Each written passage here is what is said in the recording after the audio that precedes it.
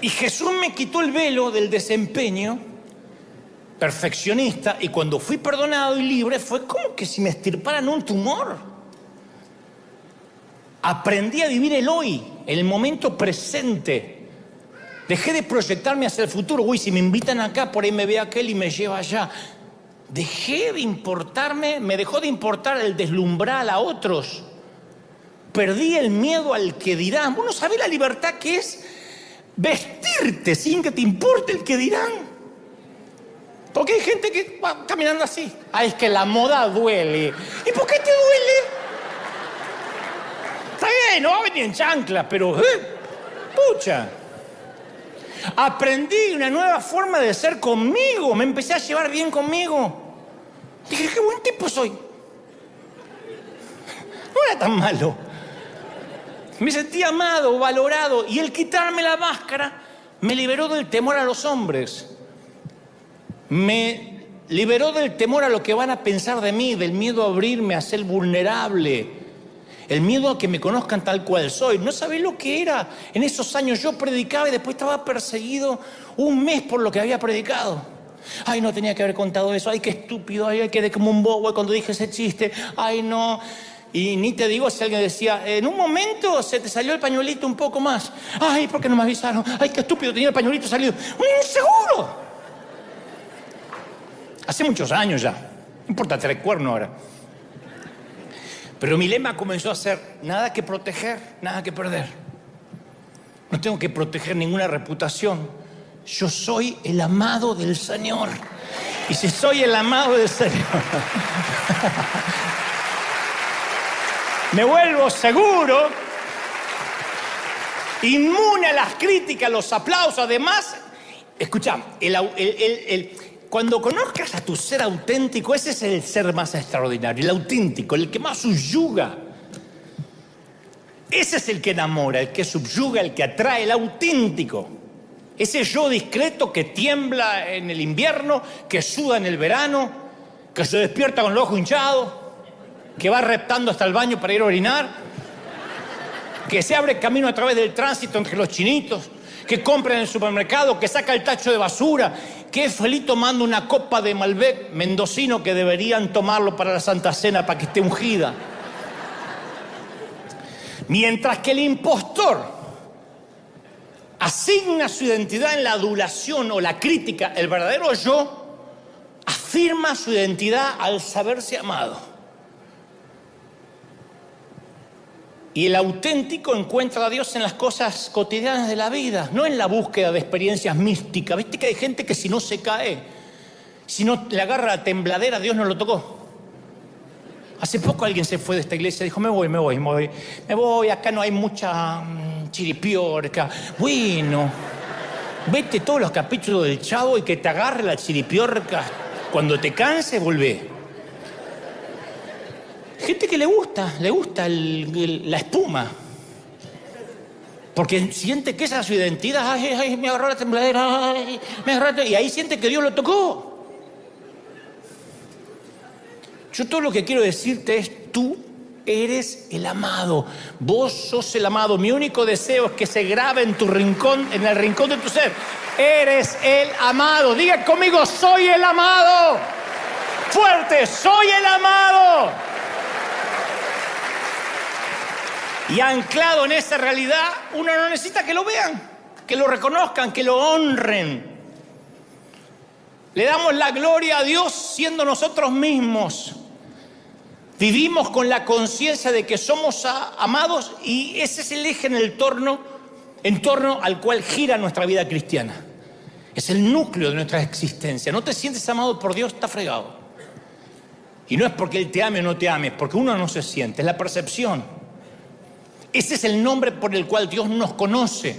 Apocalipsis 2:17 dice, al que salga vencedor, le daré el maná escondido y le daré también una piedrecita blanca donde hay un nombre escrito, un nombre nuevo que solo conoce el que lo recibe. Entonces, si tengo que buscar una identidad fuera de mí mismo, me va a seducir la necesidad que me honren. Uy, fui hasta la iglesia y no me dijeron pastor. Uy, se olvidaron de decir que yo escribí varios libros, ¿eh?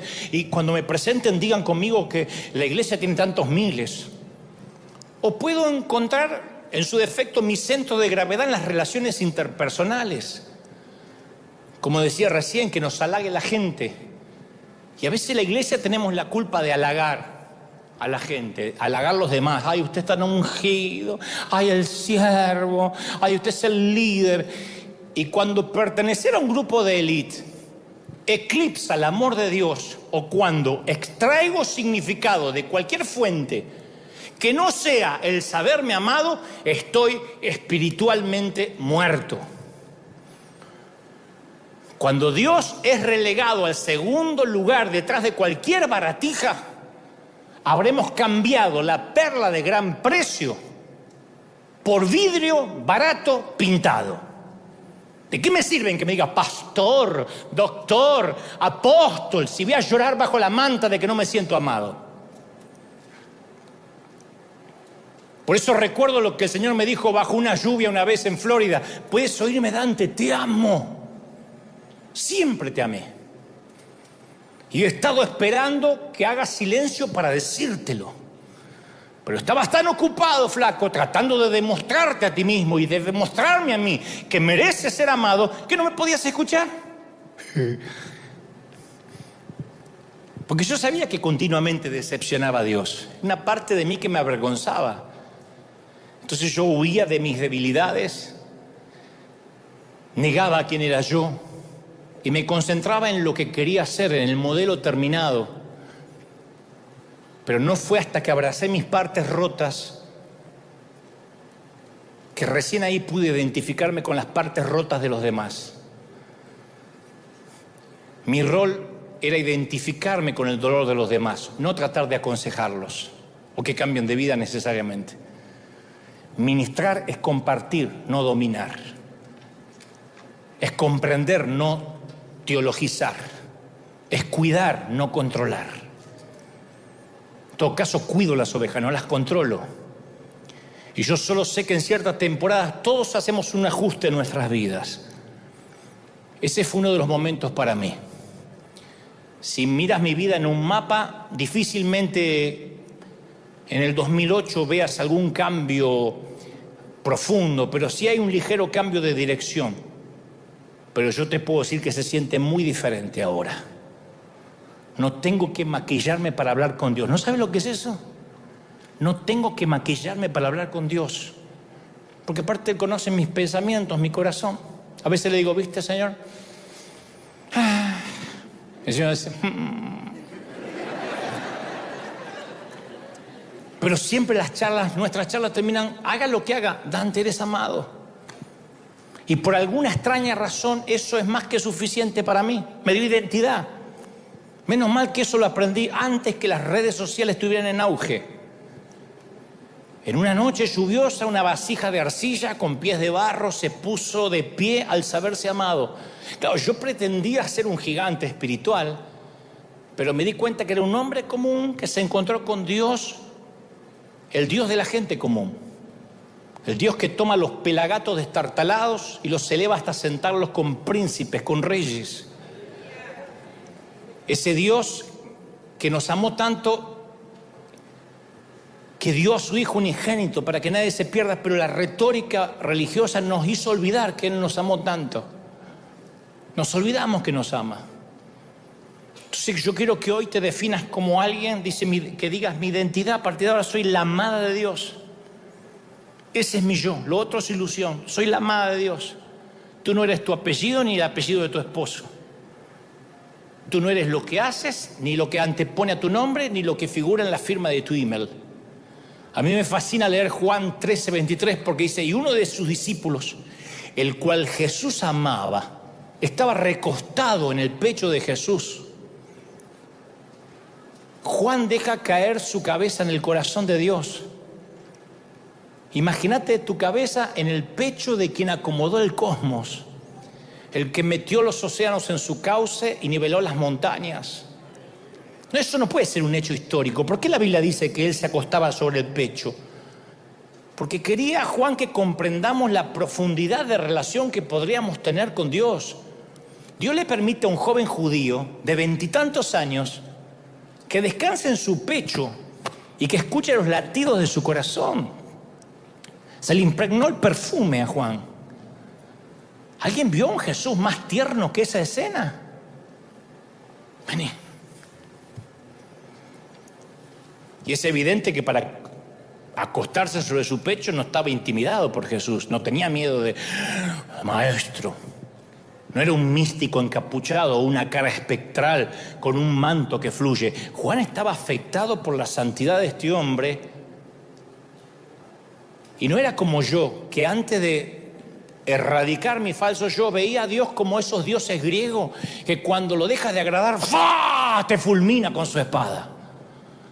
No, cuando Juan se inclina sobre el pecho de Jesús y escucha los latidos del corazón del maestro, llega a conocerlo mucho más allá de un conocimiento cognitivo.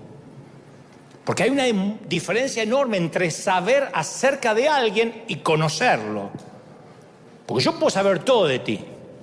Cualquiera puede saber todo de mí y de ti. Nombre, lugar de nacimiento, familia de origen, formación educativa, hábitos, apariencia. Pero eso no dice nada de ti. Tu banco sabe eso. El IRS sabe eso. ¿En serio? Y creo que sí. Tu ginecólogo, tu urólogo, el gobierno sabe eso de nosotros. Pero eso no significa que nos conocen. Y Juan experimenta a Jesús como el Dios de amor. Y al llegar a conocer quién es Dios, Juan descubre quién es Él. El discípulo al cual Jesús amaba. Años después, el evangelista escribiría: en el amor no hay temor, porque el amor perfecto echa fuera el miedo. Y el que tiene miedo al castigo es porque no se perfeccionó en el amor. Cuando tenés miedo que Dios te va a castigar es porque no lo amás, no te perfeccionaste en sentir los latidos de su corazón. Juan no tenía una doctrina heredada, sino un mensaje nacido en su experiencia. Él declaró: Dios es amor. En 1 de Juan 4:16, Dios es amor. No dijo Dios tiene amor, Dios es. Si encuentro a Cristo, me encuentro a mí. Y si me encuentro a mi verdadero yo, sigo con Él. Juan no creía que Jesús era lo importante. Juan creía que Jesús era lo único, no lo más importante. Él era el discípulo al que Jesús amaba. ¿Tú lo crees de verdad, sí o no? Y escuchá, unos 60 años después de la resurrección del apóstol, como un viejo minero que encuentra todavía pepitas de oro, Juan rememora algunos episodios de los 3 años que vivió con él. Hizo una referencia puntual a aquella noche cuando todo cobró sentido para él y afirmó su identidad. Dijo, Juan 21:20, al volverse, Pedro vio que lo seguía el discípulo al que Jesús amaba, el mismo que en la cena se había recostado sobre Jesús. ¿Te imaginas que estamos cenando? No me voy a comparar con Jesús, pero estamos cenando nosotros. Me decís: Dante, ¿me puedo acostar acá? Acá, un ratito, a sentir el corazón. Dale. Y se acuesta acá el gordo y yo quedo así. Pero si le preguntabas a Juan, si le preguntaran a Juan en ese entonces: ¿y usted qué hace en la iglesia? ¿Qué hace? ¿A qué se dedica? Él no diría: yo soy apóstol, yo soy un escritor de los evangelios. Él diría: yo soy aquel al que Jesús ama. Y hay que mirar a Dios bajo el prisma de los valores juánicos, o sea, a través de los ojos de Juan. Lo único que nos trae identidad no es la denominación, la doctrina, venir a River, sino todo se reduce a la pregunta: ¿me amas? Solamente el amor de Cristo te va a dar dignidad. Antes de que viniera la autoridad sobre Pedro, 3 veces le preguntó Jesús: ¿me amas? Si la autoridad es dada, debe estar basada en el amor de Jesús. Si no, no tienes autoridad ni para predicar, ni para servir. El liderazgo no es confiado por Dios a los brillantes oradores, a los genios administrativos, a los teólogos, a los profetas, sino a aquellos que se sienten amados por Él. Nuestro liderazgo está basado en una relación íntima con el Señor. Pero a veces vemos que si Dios Nos bendices porque yo hago las cosas bien. Si me deja de bendecir, porque hago las cosas mal. Es una noción que tiene que salirse de nuestra cabeza. El Dios de Noé, que ve a las personas en pecado y manda un diluvio. El Dios del desierto, que envía serpientes a morder a todos porque se quejaron contra él. El Dios de David, que diezma a todo el pueblo porque David se atrevió a hacer un censo. El Dios que exige la última gota de sangre de su Hijo para expiar los pecados. Esos estados de ánimo de un Dios que alterna entre el odio, entre la ira y entre el amor. No, eso se nos hizo familiar hasta el día de hoy. Dios me está castigando. No es ese el Dios que vino a traer Jesús. Por eso si hay una palabra que ejemplifica a Jesús es reconciliación. Segunda de Corintios dice, en Cristo nos reconciliamos. Reconcilió Dios al mundo consigo mismo, no tomándole en cuenta sus pecados. ¿Lo crees de verdad, sí o no? Dios reconcilió, Colosenses 1:20, todas las cosas en el cielo, en la tierra, haciendo la paz por medio de su muerte en la cruz. ¿Cuántos quieren reconciliarse con el Señor? Nada te puede separar del amor de Cristo. Dile nada, nada. Di fuerte, nada. Ni la falta de conciencia, ni la falta de pasión, ni los juicios negativos, ni la imagen degradada que tenga de ti mismo, ni la suegra, ni el futuro incierto, ni las luchas de poder en la iglesia, ni los falsos profetas, ni el miedo, ni la culpa, ni la vergüenza, ni el odio hacia ti mismo. Nada te va a separar del amor de Dios. Nada te va a separar. Pongo mi verdadero yo. Te ama el Señor. Te ama el Señor. ¿Cuántos dicen amén? Te ama el Señor. ¡Aleluya! Si no hacemos eso, ya termino. Nunca dejamos la carga del pecado, solamente cambiamos la maleta de mano. Pensamos, no puedo decir que pequé porque si lo digo me van a dar con un caño y tengo que abrirme con alguien que me ama. No puedo admitir que estoy equivocado. Y en el fondo, uno no se siente aceptado y reprime la culpabilidad, finge que todo está bien.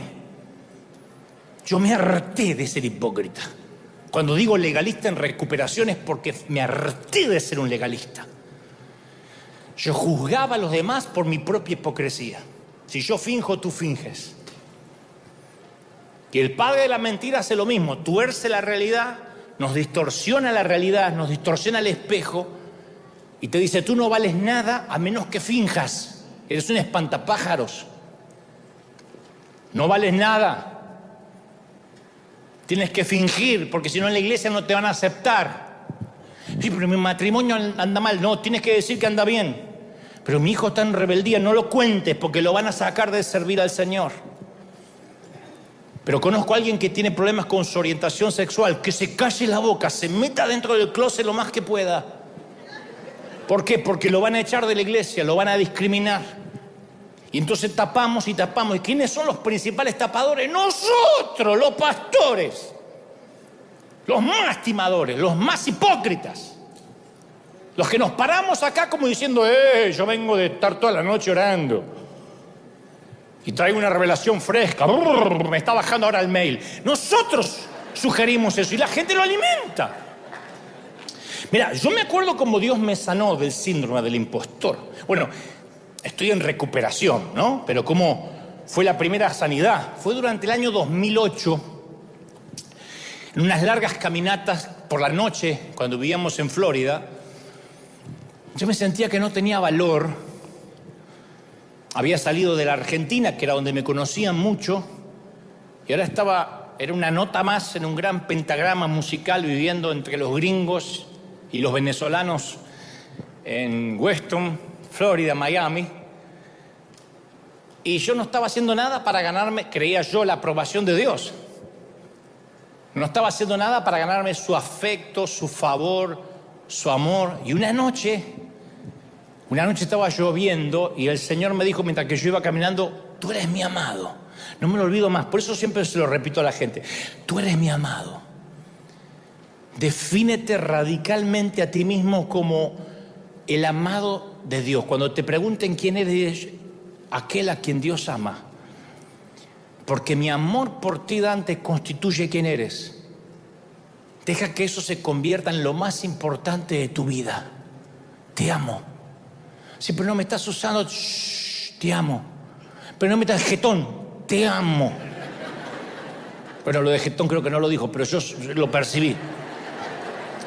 Entonces, la base de mi patrimonio personal no son mis bienes, no son mis talentos, no es la estima de los demás, no es mi reputación, no son los aplausos, no son las críticas despiadadas. Yo me quedé anclado en Dios, en cuya presencia cada vez que voy estoy desnudo, que me vuelve a decir: cómo te amo, tú eres mi hijo amado, Dante, te amo, te voy a dar el amor que no te dieron tus padres, que no te dio la iglesia.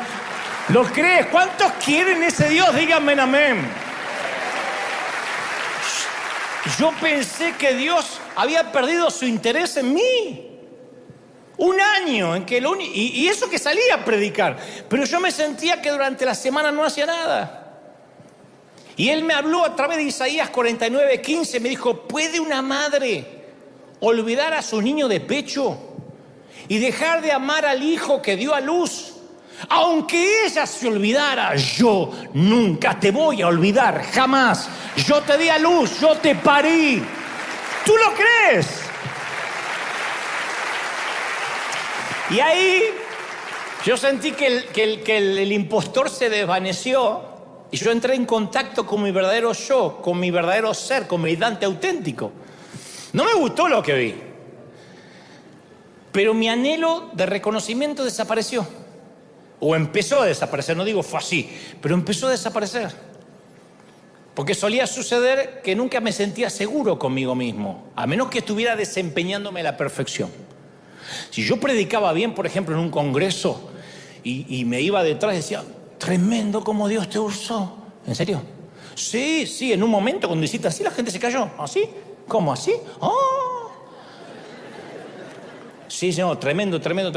Entonces yo me iba a casa sabiendo que me comía el mundo. Yo era Justin Bieber, la Kardashian. Yo sentía que, aleluya, y, no, tremendo. Y entonces trataba de salir rápido de la zona privada para meterme entre la gente, para ver que la gente me alimentara el ego. Pero no es que diga: ay, qué orgulloso. No, yo luchaba con todo lo contrario. Yo me sentía una cucaracha. Entonces yo iba entre la gente: hermano, ¡ay, no! ¿Lo viste? Había un ángel detrás de él. Y yo estaba: ¡oh! Y me acariciaba el ego. Y me quedaba un rato en el estacionamiento a ver si me quedó alguien por decir algo que me quería decir.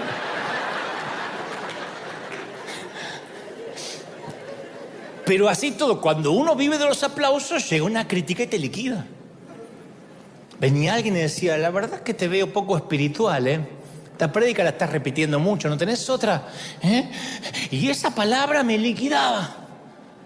Vamos a comer, Dante. No, me voy al hotel, estoy cansado, me voy al hotel. Me quería tirar en el hotel, taparme con la manta, me sentía una porquería. Yo dependía de un ganso que por ahí ni escuchó, como los que opinan en las redes. Sos un falso profeta. Y se va a mirar porno. Entonces, uno le cree. Mi deseo de ser perfecto había trascendido mi deseo por Dios. Entonces, traumatizado, tiranizado por esa mentalidad, interpreté la debilidad como mediocridad y falta de espiritualidad. Me sentía seguro con Dios solo cuando yo me veía noble, usado, sin cicatrices, sin miedo, ganador. Encima el ámbito evangélico no ayuda, porque uno va a canales de televisión cristianos, a radios cristianas, y todos se mueven así, todos están con sus trajes de diseño, y todos huelen rico, aleluya, y llegan todos con sus guardaespaldas. Entonces uno dice: wow, todavía tengo que llegar a eso, todavía me falta, todavía no tengo guardaespaldas. No sé quién me va a querer matar, pero tengo que tener uno. No sé para qué sirve, pero se usa. Entonces, ojalá los predicadores, yo no me voy a poner en predicador de predicadores, porque soy simplemente un torpe mensajero, pero ojalá entendamos esto, la mayoría de los que transmitimos el mensaje, que lo que más bendice es alguien que se muestra vulnerable y te dice: mira, yo también lucho con lo mismo, te voy a contar cómo lucho No como luché cuando era inmaduro como tú. No, como sigo luchando. Esa es la gran contradicción de la iglesia, de Cristo. Que apenas nos entregamos al Señor, lo primero que aprendemos es a fingir. El lugar donde más se finge en toda la tierra es dentro de las paredes de una iglesia. Por eso dicen por ahí que hay oraciones más sinceras en los panteones y entre las paredes de un hospital que dentro de un templo. Porque fingimos. Fingimos cuando cantamos, fingimos cuando adoramos, fingimos cuando vamos al Señor. Porque nos preocupamos por la aceptación, por la aprobación. Y debido a esa asfixiante necesidad de complacer siempre a los demás, desde el pastor hasta el otro, hasta el último, no pedimos ayuda. Y hasta a veces nos da pena pedir oración. Nos da pena decir, orá por mí. No solemos decir, ¿podés orar por mí? Sí pedimos oración para hacer un negocio, orá por mí que me voy a casar, orá por mí que me voy a comprar un auto, pero no solemos decir, orá por mí, estoy atado a la pornografía, no sé cómo salir, ayúdame hermano. Y tampoco encontramos otro que diga, yo también, vos sabés que de tanto en tanto caigo a esa basura, te voy a ayudar, llámame por teléfono cuando estés tentado. No, ponemos una máscara, el otro pone una máscara y vivimos hipócritamente. Es el miedo a no estar a la altura de las expectativas de los demás, al parecer santo, más espiritual de lo que somos. Entonces es una locura, porque si esto es un hospital y la gente enferma finge estar sana, pierde el sentido el ser médico y pierde el sentido ser enfermo. ¿Y cuándo nace ese falso yo? Generalmente en la infancia o en la adolescencia. Cuando no nos sentimos amados, cuando nos sentimos rechazados. No hay que ser huérfano para esto, Pues yo no lo fui. Sin embargo, yo no me sentí amado por razones que no vienen al caso. Pero entonces, para lograr aceptación y para lograr amor, el falso yo suprime u oculta los sentimientos de modo que hace que la honestidad emocional, la honestidad espiritual sea imposible, o sea, nula. Nunca más mostramos los sentimientos. Vivir a partir del falso yo nos crea un deseo compulsivo de presentar una imagen perfecta al público. ¿Cómo estás? Bien. Y estamos sufriendo. Para que todo el mundo nos admire y nos conozca como somos y tenemos el mejor matrimonio y los hijos nuestros son los más estudiosos y hasta nuestra suegra es santa. Mirá lo que te digo, ¿a dónde llega el fingimiento? Entonces la vida del impostor necesita experiencias externas para proporcionar una fuente personal de significado.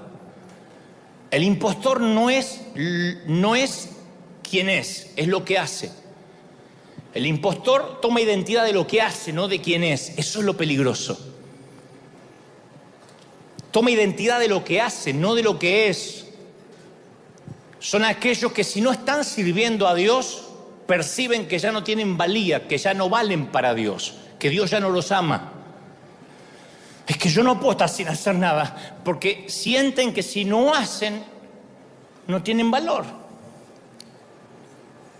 Son las personas que tienen que anteponer a su nombre la palabra doctor, pastor, apóstol, porque si su estima no está relacionada con lo que hace, él no le alcanza con lo que es.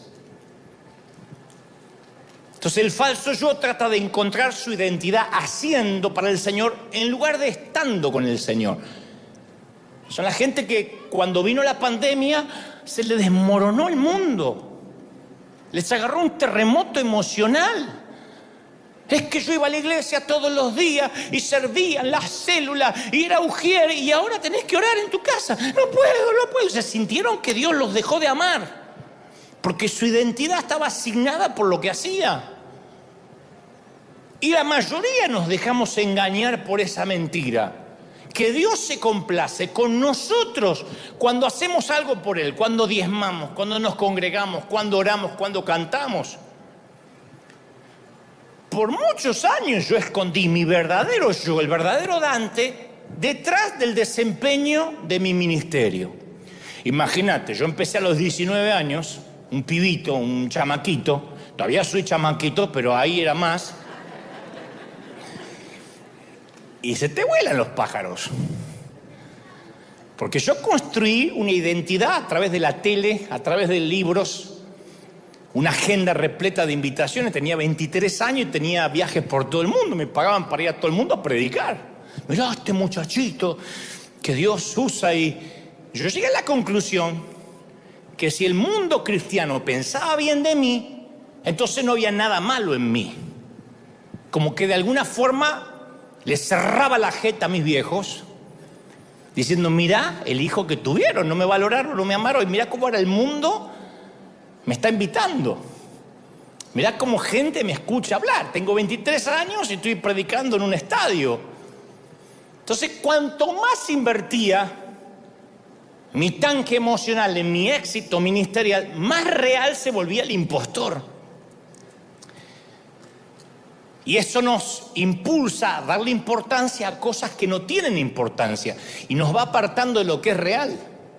Entonces empezaba el año y yo tenía enero, febrero, marzo y abril ya llenos de invitaciones, sentía que Dios me amaba y estaba todo bien. Si las invitaciones se detenían por alguna cosa, decía, Dios quitó su favor. Yo tomaba identidad de lo que hacía. Me están mirando diciendo, a mí me parece lo mismo. Sí, es así. Uno toma identidad de lo que hace. Porque el falso yo nos hace vivir en un mundo de engaño. No está mal servir a Dios. Está mal asignarse identidad con eso. Porque cuando uno se asigna identidad de lo que hace, no pasa a nivel ministerial, pasa a nivel familia. Hay mamás que en lugar de disfrutar ser mamá, toman identidad de los hijos. Su vida es, yo nací para tener hijos, para criarlos, para estar pendiente. Eso es lo único. Después me quiero morir. Cuando críe el último me quiero morir. No, ¿por qué te quieres morir? Pero hay gente, hay damas que toman identidad de ser mamá. Y cuando el último hijo emigra y vuela a su propio vuelo, son esas abuelas insoportables que te mandan 72 mensajitos al día. Acuérdense de mamá, acuérdense, estoy sola, me estoy muriendo, papá no me habla. Porque tomaron identidad de los hijos. Que acá no pasa, pero yo sé que en otras partes del mundo sí. O tomar identidad de tu cónyuge. Es espantoso. Porque ya tu cónyuge parte, o el matrimonio se disuelve y tomabas identidad prestada, eras una luna, brillabas con una luz que no era tuya. Entonces no podemos reconocer, cuando uno vive de una luz prestada, no podemos reconocer el vacío que hay en nosotros. Por el contrario, como servimos a Dios y estamos metidos en un montón de cosas, ignoramos ese vacío, barnizamos la verdad y distorsionamos la realidad. Y esto me trae a la mente las palabras del apóstol Juan, que dijo, si afirmamos que no tenemos pecado, en primera de Juan 1:8, si afirmamos, no, yo no tengo pecado, nos engañamos a nosotros mismos y no tenemos la verdad. ¿Y qué es lo que te va a hacer libre? La verdad. Pero si uno dice, no, yo no soy así. Si uno afirma que no tiene pecado, seguimos en oscuridad.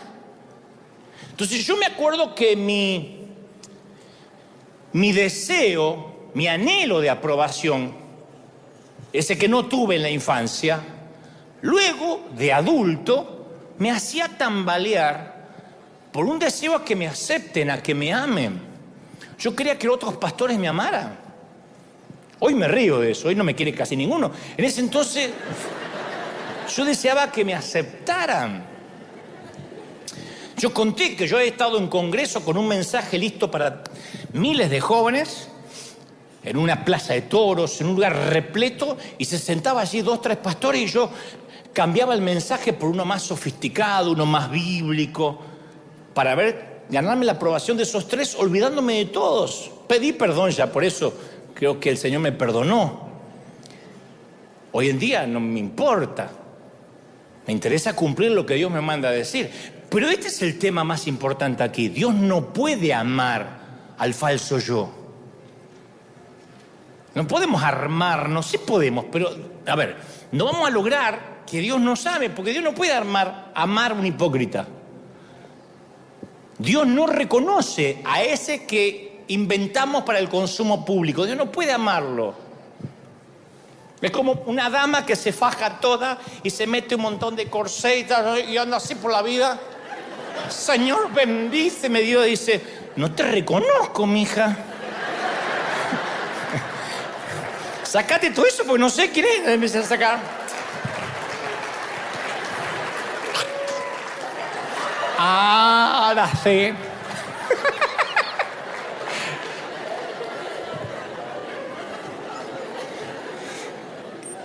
Y ser desconocido por Dios, esa es la verdadera tragedia, señores.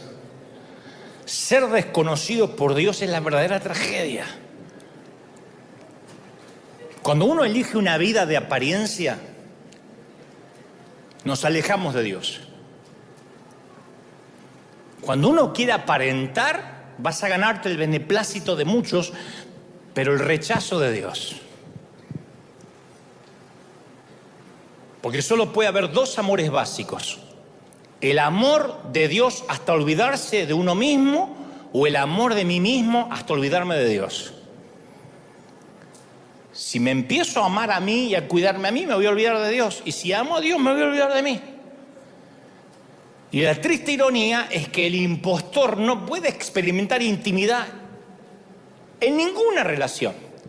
No hay peor cosa que estar casado o casada con un impostor, con una persona falsa, que nunca lo terminas de conocer.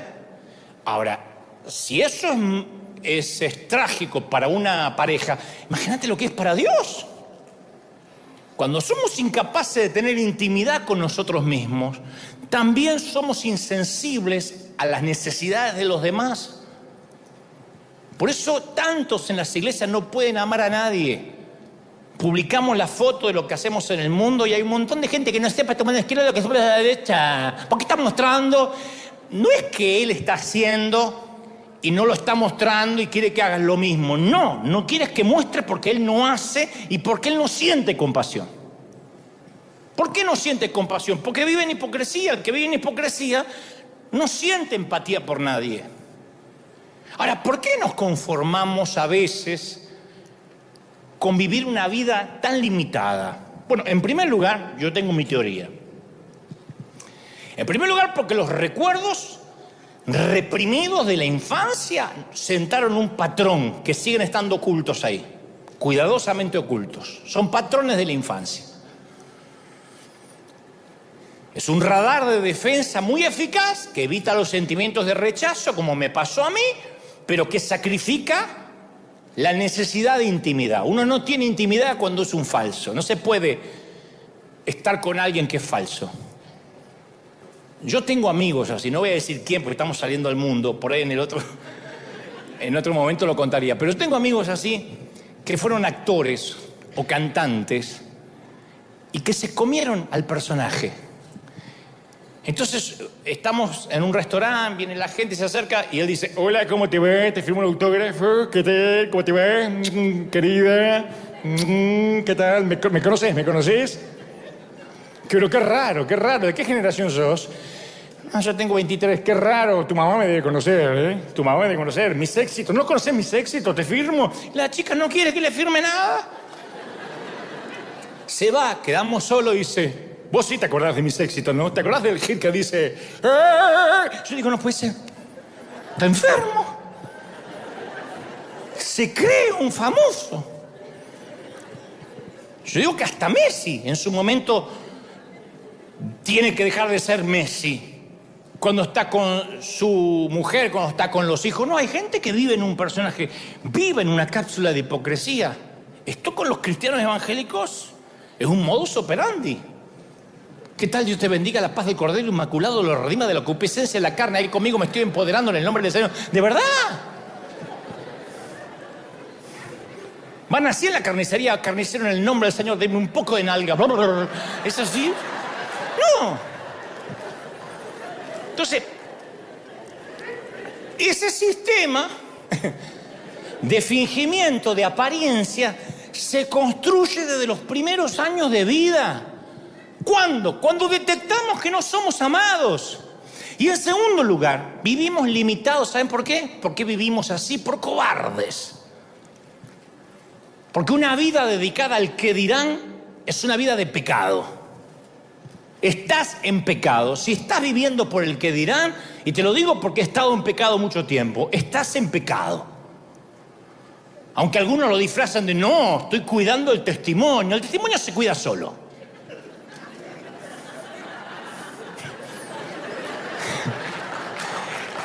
No hay que cuidar el testimonio se cuida solo. Hay que cuidar el testimonio.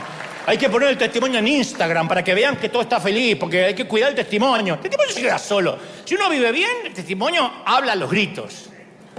Y si uno vive mal, no hay filtros de Instagram o TikTok que te pueda hacer mejor de lo que eres. Entonces yo he pecado deliberadamente. ¿Cómo? Al negarme a pensar, sentir, actuar, responder y vivir de acuerdo a mi yo auténtico. Por mucho tiempo. Y nos negamos a ser nosotros mismos con Dios y luego nos preguntamos, ¿por qué no tengo intimidad con Dios? Siempre que oramos, siempre que vamos a orar, ¿saben lo que debería ser la oración? Una necesidad de satisfacer nuestro corazón, de estar con Él. No es meramente ir a pedir cosas. No es ni Santa Claus, ni es el genio de Aladdin. Orar es la respiración de nuestra vida espiritual, estar unido con Dios. Es la respiración. Ahora, pregunto, no tienen que decirme, pero en sus corazones, ¿pasaste largas temporadas sin poder orar? ¿Tuviste temor a veces de estar a solas con Dios? ¿Te está costando, te costó horrores hacer un devocional? ¿Te es más fácil irte a dormir con una maratón de Netflix antes que arrodillarte a los pies de la cama y que tus últimas palabras sean dirigidas a Él? Porque cuando uno lo calma más, el juego del calamar,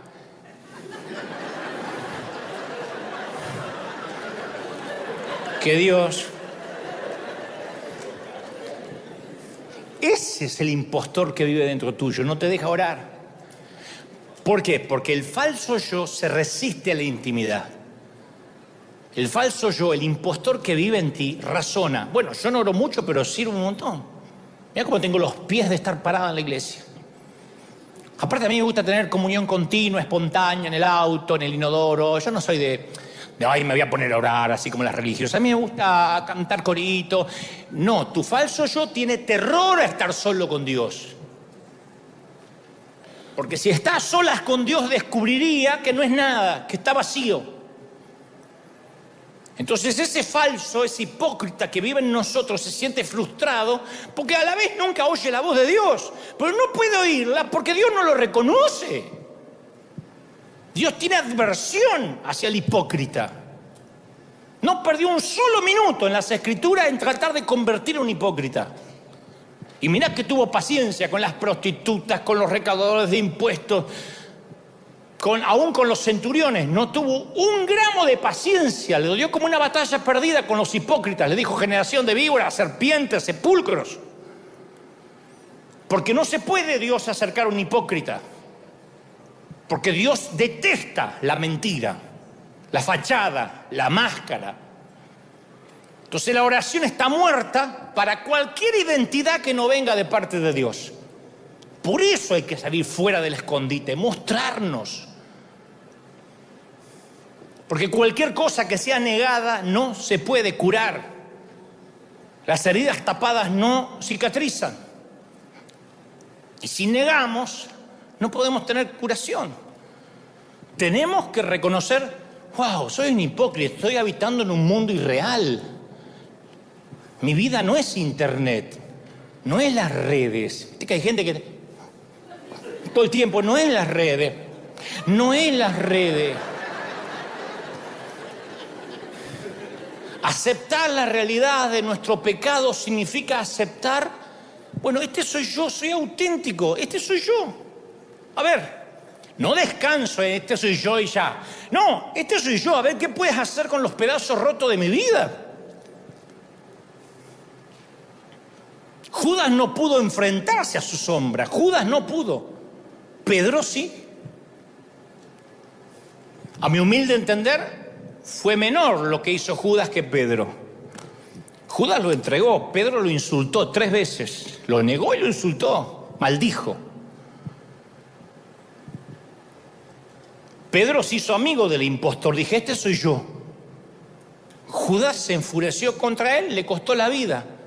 Porque acuérdense que el suicidio no ocurre de un impulso repentino, sino es un acto que ha sido ensayado durante años bajo patrones de rechazo.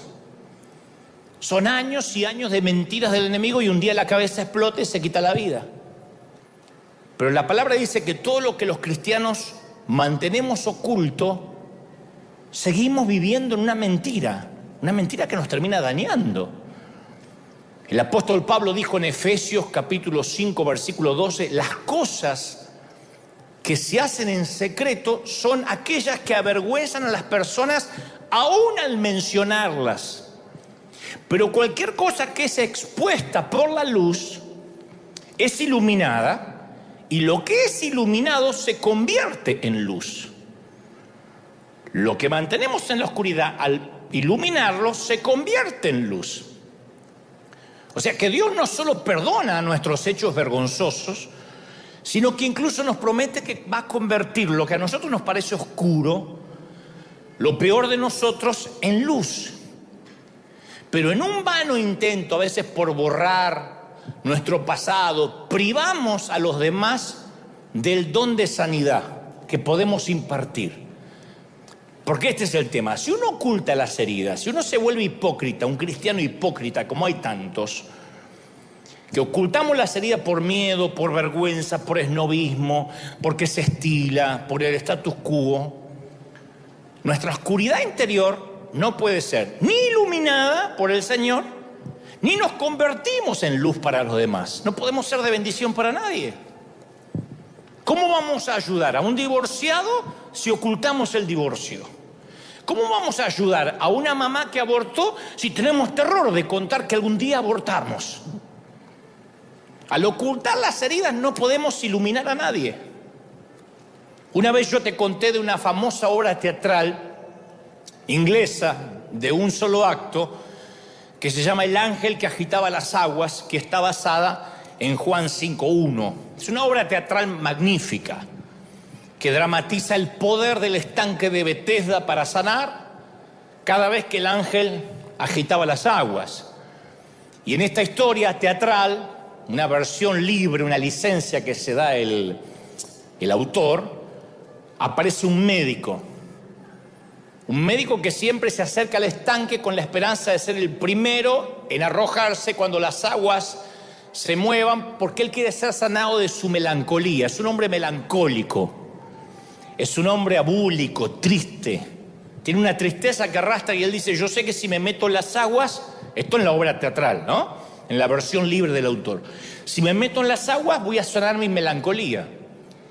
Y el ángel en la historia finalmente aparece y detiene al médico justo cuando está listo para entrar, porque finalmente él va a ser el primero. Y el ángel dice, retrocede, Doc. Tú no.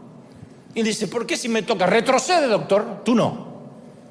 Dialogan un poco y el ángel le termina diciendo, mira, sin tus heridas, doctor, ¿dónde estaría tu poder y tu autoridad para sanar a otros?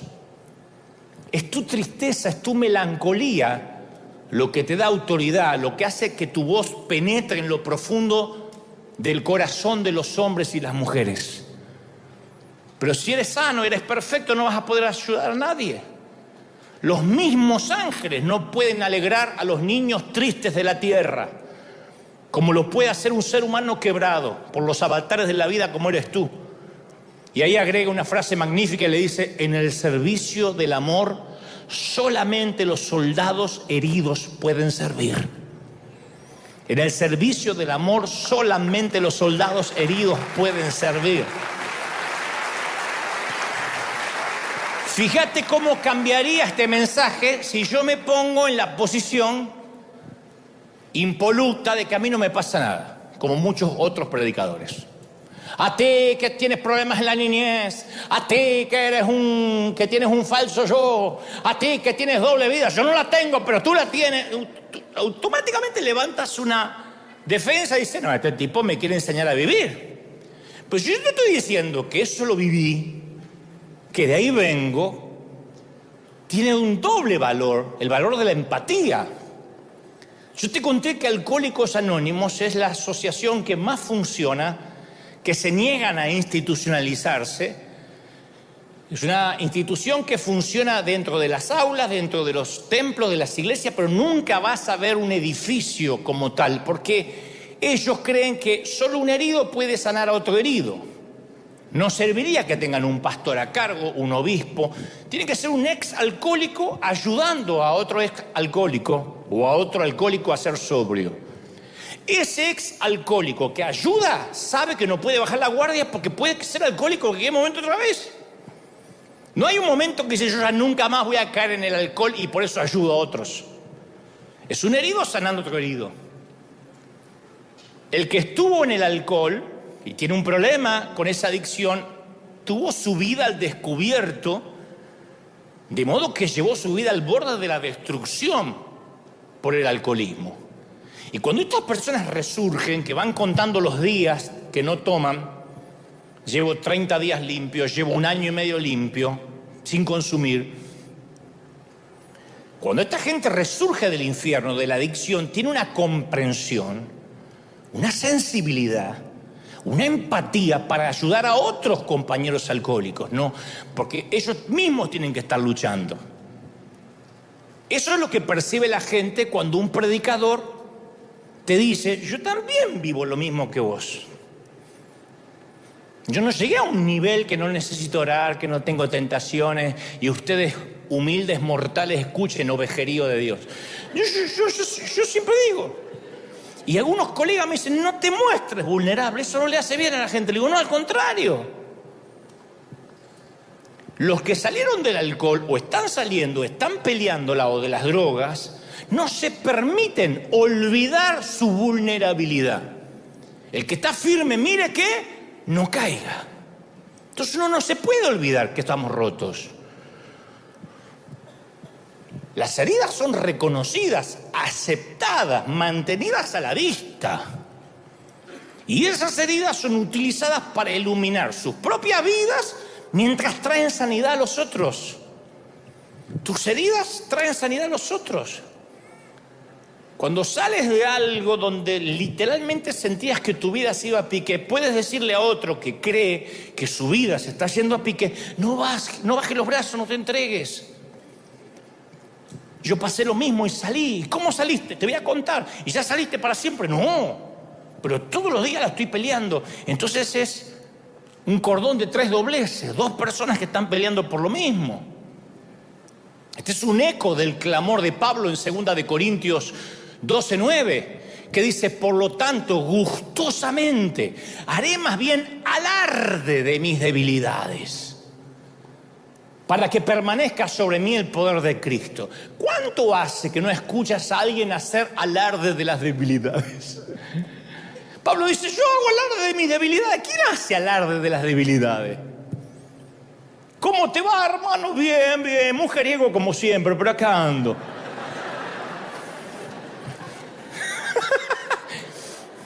¿Cómo te va, hermana? Y acá, lengua de víbora, chusmeando, viendo a quién puedo sacarle el cuero.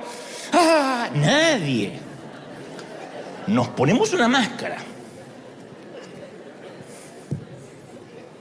Pero si uno oculta sus cicatrices y vive tras el impostor, no puede ayudar a nadie.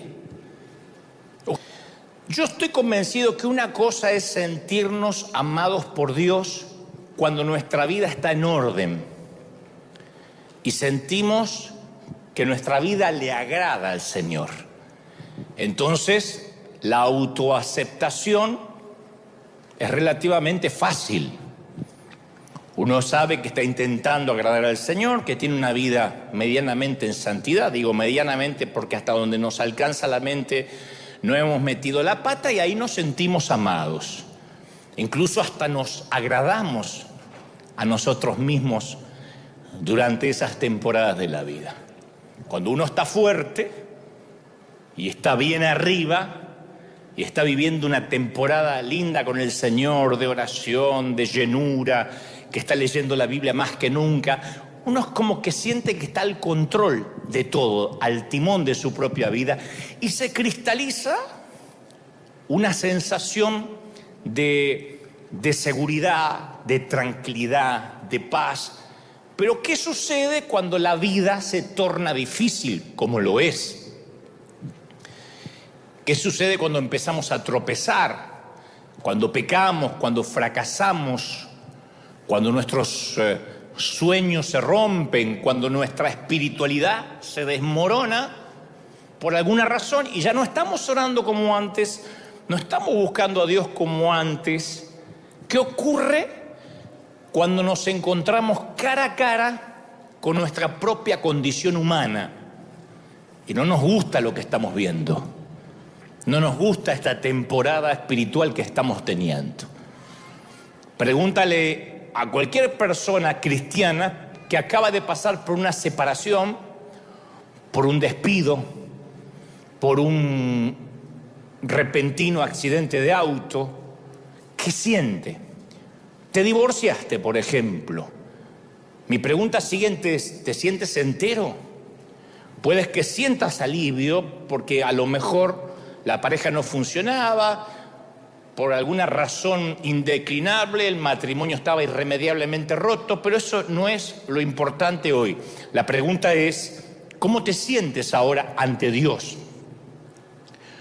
¿Tu sensación de seguridad quedó intacto o sientes como que hay cierta fragilidad?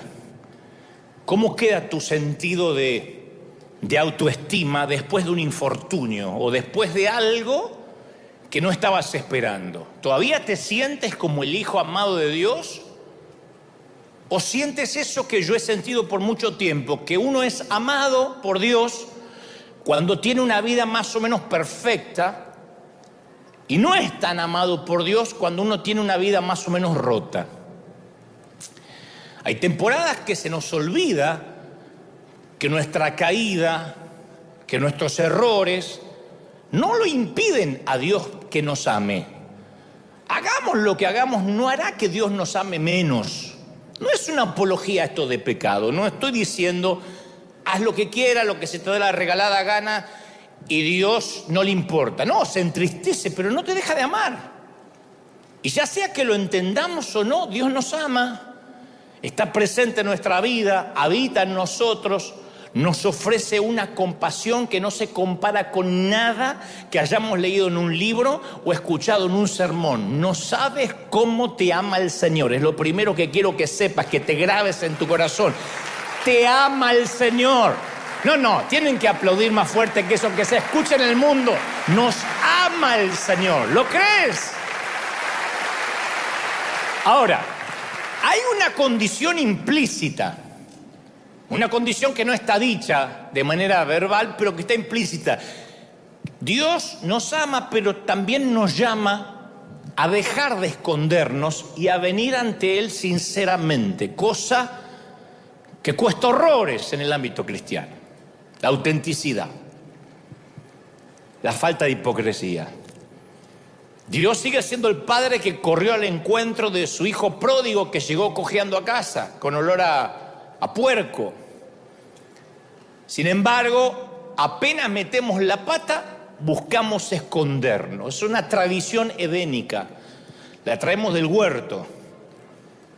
Heredamos de Adán y Eva, que de alguna u otra forma los usamos como modelos a seguir. Y cuando metemos la pata, tratamos de escondernos de Dios, de la iglesia.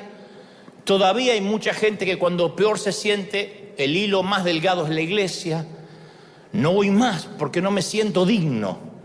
¿Cuándo fuiste digno? ¿Cuándo? Viniste a la iglesia porque tu santidad lo ameritaba. Pero ¿por qué nos escondemos? Porque no nos gusta lo que vemos en ciertas temporadas de nuestra vida. Entonces, ¿qué hacemos? Fabricamos un falso yo. Fabricamos un yo admirable, medianamente atractivo, espiritual, superficialmente feliz, porque la felicidad no es tal, es superficial, es playita.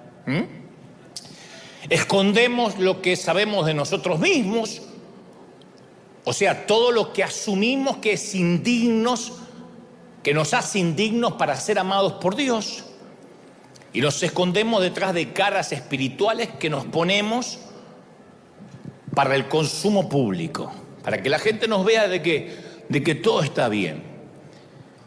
Todos, de alguna forma u otra, fingimos. Si nos duele la panza, no se nos va a notar necesariamente, ¿no? Excepto el dolor de pies, que dice que se refleja siempre en la cara. Si los zapatos están apretados, los dicen tus ojos. No queda otro. Pero con el tiempo, esto es lo grave, con el tiempo olvidamos que estamos escondidos y eso todavía no es lo peor. Lo peor es que pensamos que esa cara espiritual que pusimos para simular, para el consumo público, es lo que realmente somos. Ese es el problema, porque Dios ama quien realmente somos, nos guste o no. Nos ama por encima del maquillaje. Y cuando Dios nos llama, como Adán, a salir de nuestro escondite, quiere que salgamos desnudos como estamos. No existe ninguna cantidad de maquillaje espiritual que pueda hacer que seamos más presentables ante Él. No hay forma de maquillarse ante Dios. Puedes engañarme, puedes timarme a mí, al resto de la gente, a tu cónyuge, a tus hijos. No puedes estimar a Dios. Pero a veces estamos tan hartos de nuestra propia mediocridad. Esto es entendible, te entiendo porque yo he estado en esa estación de la vida muchas veces. Que estamos tan hartos de nuestra propia inconsistencia espiritual que pretendemos que ese fingimiento se mantenga aún delante de Dios. Y conozco a muchos cristianos que se encuentran derrotados por el arma psicológica más fuerte acaso que Satanás tiene. Ese arma tiene la eficacia de un misil nuclear, la baja autoestima. Hay de los ministros que tienen temor a predicar en contra de la baja autoestima porque dicen eso es nueva era, eso es empoderar a la gente, es humanismo. Pero yo creo que es un arma sigilosa del enemigo. La mayor arma psicológica de Satanás es una sensación visceral que viene de acá, de inferioridad, de insuficiencia, de no dar la talla, de baja estima. Y ese sentimiento pone grilletes en muchos cristianos, sin importar las experiencias espirituales que han tenido, lo mucho que conozcan la palabra de Dios. Hay muchos que, a pesar que entienden su posición como hijos de Dios, están atados a un terrible sentimiento de inferioridad, de culpa. Satanás es el gran acusador y te acusa hasta por tu tentación. ¿Cómo podés tener esos pensamientos? Alguien dijo alguna vez que si los pensamientos sexuales que tienen la mayoría serían expuestos en una pantalla, el mundo sería un caos. ¿Cómo puedes tener esa fantasía? ¿Cómo puedes pensar eso de otra persona? Y esas cadenas es el malestar dominante que paraliza a los cristianos y asfixia el crecimiento. No maduramos, porque la culpa no nos deja madurar. Y algunas personas, cuando son criticadas o rechazadas, piensan, bueno, ahí está, lo dijo. Esto demuestra que soy un fraude. Esto que me dijo demuestra que realmente no sirvo. Y le damos mente a aquellas cosas que nos dicen, que tienen que ver a veces con una crítica despiadada, pero que la creemos. Y ahí empieza el autorrechazo, que es el mayor enemigo de la vida espiritual. Porque el autorrechazo contradice la voz sagrada, divina de Dios que nos llama amados. Por eso te empecé diciendo, te ama el Señor. Pero cuando uno está autorrechazado, no puede sentirse amado.